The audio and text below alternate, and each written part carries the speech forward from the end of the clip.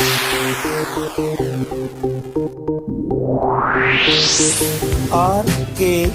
स्वागत है दोस्तों आपका एक बार फिर से हमारे YouTube चैनल RKB कैंफी वीडियोस में। कक्षा 10 की लास्ट वीडियो जो हमने आपके सामने प्रस्तुत की थी उसमें हमने आपको आयनिक यौगिकों के बारे में जानकारी दी थी और अंत में हमने कुछ क्वेश्चन भी दिए थे। अब आयनिक यौगिकों की जो जानकारी थी वो तो आप हमारी पिछली वीडियो से सीख ही गए होंगे, लेकिन अब उन क्वेश्चंस के जवाब जो हमने आपको इस वीडियो में दिए थे तो मैं आपको बताने जा रहा हूँ। पहला क्वेश्चन हमने आपको एक ये दिया था कि आयनिक यौगिक कठोर क्यों होते हैं या क्या कारण है कि आयनिक यौगिक कठोर होते हैं। तो इसका आंसर भी हमने जो आयनिक यौगिकों के गुण थे उनमें आपके सामने प्रस्तुत कर दिया था। आपको कहा था कि जो क्वेश्चन मैं आपको दे रहा हूं इनके आंसर आप इन गुणों में ही ढूंढ सकते हो।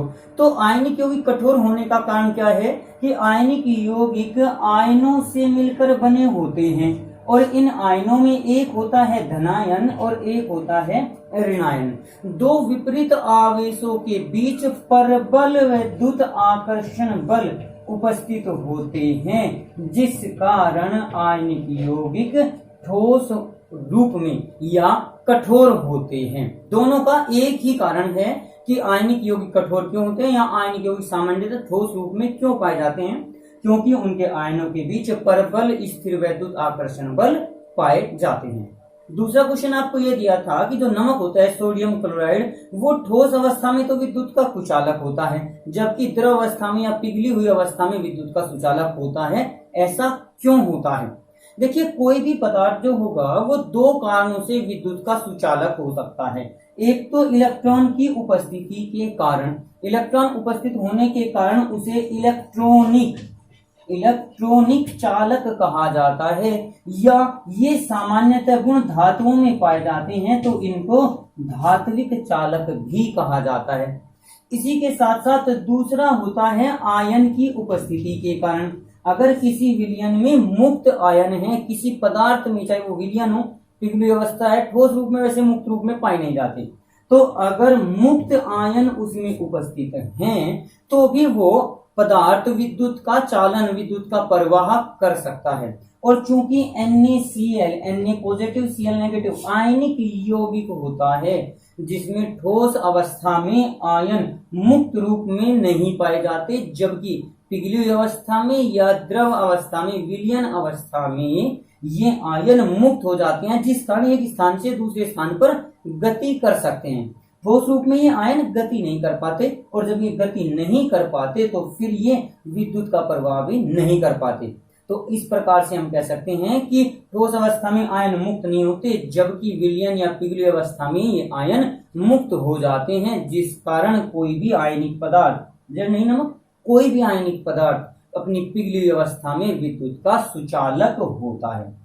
एक क्वेश्चन और आपको दिया था अम्लीय जल या वर्षा का जल। अम्लीय जल सामान्य तौर पर जो जल होता है H2O, ये एक सहसंयोजी यौगिक होता है। अगर हम इसे शुद्ध रूप में ले ले, बिल्कुल शुद्ध रूप में, तो ये आयनों का प्रवाह बिल्कुल नहीं करता, ये विद्युत का सुचालक बिल्कुल नहीं होता, इसमें आयन ही उत्पन्न नहीं होते। लेकिन जैसे ही इसमें अम्ल की एक बूंद टपका दी जाती है तो ये साथ के साथ H पॉजिटिव और OH नेगेटिव आयनों में परिवर्तित हो जाता है और आयन उत्पन्न होने के कारण ही अम्लीय जल विद्युत का सुचालक होता है। अब यहाँ पर हम वर्षा का जल भी कह सकते हैं। वर्षा का जल क्यों? क्योंकि वायुमंडल में बहुत सारी अम्लीय गैसें होती हैं। सल्फर डाइऑक्साइड है, सल्फर ट्राइऑक्साइड है, नाइट्रोजन के ऑक्साइड्स होते हैं, वे सब जल में घुलकर अम्ल का निर्माण कर देते हैं। ये आपने अधातुओं के ऑक्साइड में भी पढ़ा है, तो वहां पर भी इसके बारे में आपको जानकारी दी हुई है कि जो अधातुओं के ऑक्साइड होते हैं वो भी अम्लीय प्रकृति के होते हैं। तो इस आधार पर आप इस अम्लीय जल या वर्षा जल की भी व्याख्या कर सकते हो। हमारे चैप्टर का नाम है धातु और अधातु। वैसे धातुओं का प्रयोग बहुत पुरातन समय से, पुराने समय से मनुष्य कर रहा है। जैसे पहले राजा महाराजा सोने चांदी के बर्तनों में खाना खाते थे, उसके बाद आपका लोहे के हथियार यूज करने शुरू कर दिए। तो इन धातुओं के बारे में ये जानकारी नहीं है कि हम इनको कब से प्रयुक्त कर रहे हैं। आप लोगों ने च्यवनप्राश का एडवर्टाइज भी देखा होगा कि सोना दे सुरक्षित तन, चांदी दे तेज दिमाग। लेकिन ये वास्तव में होता है जो पहले सोने चांदी के बर्तनों में खाना खाया जाता था, उससे अर्थ यही था कि ये मैंने जैसे आपको बताया कि ये अक्रिय धातुएं, ये किसी पदार्थ के साथ क्रिया नहीं करती, लेकिन इनकी थोड़ी थोड़ी मात्रा जब हमारे शरीर में जाती रहती है तो वो खनिज लवण जो हमारे शरीर के लिए मिनरल्स आवश्यक होते हैं उनके रूप में इसकी मात्रा हमारे शरीर में पहुंचती रहती है। इसी प्रकार से तांबे का आता है, एक्वागार्ड वगैरह का आपने देखा होगा वाटर प्यूरिफायर का, कि इसमें तांबे के गुण होते हैं, पता नहीं कौन सा है, तो उसमें जो तांबे के बर्तन थे बहुत समय पहले से हमारे यहाँ प्रयुक्त किए जाते थे, तो वे तांबे के बर्तन में पानी रख देते थे रात के लिए और सुबह फिर उसको पिया करते थे। तांबा भी एक कम क्रियाशील धातु है, विद्युत रासायनिक श्रेणी में हाइड्रोजन से नीचे हैं सारे के सारे। तो आपने देखा होगा कि ये कम क्रियाशील हैं, बताया गया है आपको, वो कम क्रिया करती हैं, जबकि जो ऊपर स्थित धातुएं हैं वो अधिक क्रियाशील होती हैं। जैसे कि आपके आते हैं एल्यूमिनियम के बर्तन। एल्यूमिनियम के जो बर्तन हैं वे, उनमें आप लोग अचार को रख दीजिए, अचार अम्लीय प्रकृति का होता है तो उनके साथ क्रिया करके जल्द से जल्द बर्तन समाप्त हो जाएगा। लेकिन अगर हम सोने चांदी या तांबे आदि के बर्तन को लें और उसमें अचार की कुछ मात्रा रख दें तो वो बर्तन खराब नहीं होता जल्दी से। वैसे आजकल जो स्टील के बर्तन आते हैं, स्टेनलेस स्टील जिसको कहते हैं, ये मिश्र धातु होती है, लोहे की एक मिश्र धातु होती है जो कार्बन के साथ बनाई जाती है, और मिश्र धातु का प्रयोग कुछ अच्छे प्रकार से किया जा सकता है, यानी उनका अक्षय जो होता है वो कम होता है। पहले चैप्टर में आप लोगों ने संक्षारण पढ़ा था, विकृत गंधिका भोजन के लिए संक्षारण धातुओं के लिए होता है, तो वो संक्षारण यहाँ पर भी आएगा, इस चैप्टर में भी है। तो संक्षारण क्या होता है, धातु जब विघटित हो जाती है तो जो धातुएं कम क्रियाशील होती हैं वे कम विघटित होती हैं, जो अधिक क्रियाशील होती हैं अधिक विघटित होती हैं।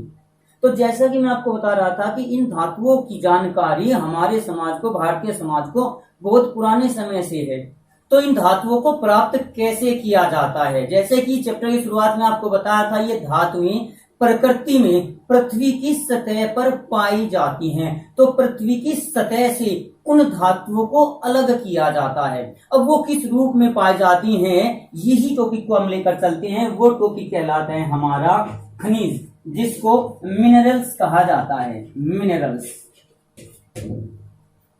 पृथ्वी में धातुएं जिस भी रूप में पाई जाती हैं उसे ही खनिज कहा जाता है। हमारे शरीर में भी खनिज लवण के नाम से आता है। तो हमारे शरीर में, हमारे भोजन में जो खनिज लवण होते हैं, स्पेशली वो कैल्शियम आयन, सोडियम आयन, जो लोहे की मात्रा हमारे खून में भी पाई जाती है, हीमोग्लोबिन जो होता है वो आयरन से बना होता है, तो इनकी आवश्यकता हमारे शरीर में होती है। इसी प्रकार से हम पृथ्वी में भी ये जिस रूप में पाए जाते हैं उसे ही खनिज कहा जाता है। अब जो ये पृथ्वी पर पाए जाने वाले खनिज हैं या धातुएं हैं, ये दो रूप में पाई जाती हैं।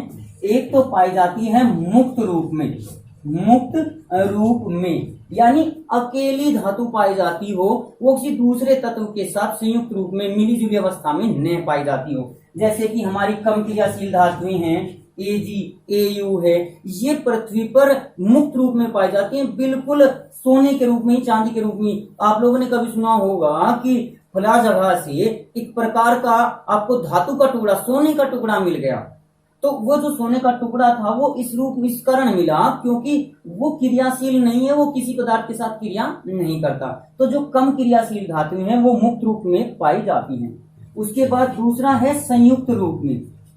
संयुक्त रूप में, संयुक्त रूप में यानी ये तत्व दूसरे तत्वों के साथ पाए जाते हो। जैसे कि नमक ही है, NaCl, ये एक प्रकार का खनिज है क्योंकि इसमें सोडियम धातु क्लोराइड आयन के साथ पाई जाती है, मिलीजुली अवस्था में पाई जाती है। आपकी खड़िया है कैल्शियम कार्बोनेट CaCO3, वो कैल्शियम का एक खनिज है क्योंकि इसमें आपकी कैल्शियम धातु उपस्थित होती है, पाई जाती है। जो आपकी ये चोक होती है ये कैल्शियम कार्बोनेट ही होता है, इसमें कैल्शियम धातु उपस्थित होती है। आपके दांत हैं, आपकी हड्डियां हैं, उनमें कैल्शियम, फास्फोरस आदि पाया जाता है। लेकिन हम खनिज स्पेशली धातुओं के लिए कहते हैं, कैल्शियम के लिए इसको खनिज कहा जा सकता है, फास्फोरस अधातु है तो उसके लिए हम इसको खनिज नहीं कहते। तो दो रूप में हमारी धातुएं पृथ्वी में पाई जाती हैं, मुक्त रूप में और संयुक्त रूप में।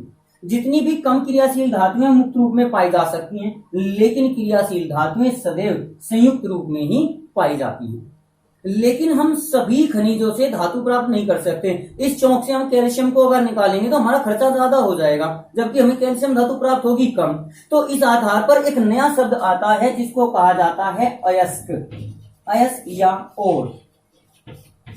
क्या होता है अयस्क या और? वह खनिज जिससे कम खर्च पर अधिक धातु प्राप्त की जा सके, यानी खर्चा तो कम हो लेकिन हमें जो धातु प्राप्त हो उसकी कीमत उससे ज्यादा होनी चाहिए, तो ऐसा खनिज अयस्क कहलाता है। तो यहाँ पर हम कह सकते हैं कि जो सभी अयस्क हैं वो खनिज होते हैं। सभी अयस्क खनिज होंगे लेकिन सभी खनिज अयस्क नहीं होते।